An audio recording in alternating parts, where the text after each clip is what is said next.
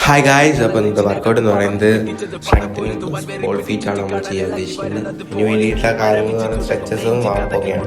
സ്ട്രെച്ചസും വാമപ്പും നമ്മൾ ക്ലിയർ ചെയ്തു. അതിൻ്റെ ആക്ടിവേഷൻ ചെയ്തു. ആക്ടിവേഷൻ ചെയ്യുമ്പോൾ നമുക്ക് മാക്സിമം ഇഞ്ചറീസ് കുറയ്ക്കാൻ സാധിക്കും. അതാണ് അത് ചെയ്യുന്നത്. പിന്നെ നമ്മൾ പ്ലാങ്കിലേക്കാണ് കാണുന്നത്. പ്ലാങ്ക് 3 സെറ്റ് വെച്ചിട്ട് 30 മിനിറ്റ് അങ്ങനെ 3 ചെയ്യണം. അത് സൈഡ് പ്ലാങ്കും അങ്ങനെ തന്നെ 3 സെറ്റ് വെച്ചിട്ട് 30 മിനിറ്റ്. പിന്നെ ജമ്പിങ് വിത്ത് സ്ക്വാട്ട് അത് 4 സെറ്റ് ചെയ്യാം അങ്ങനെ.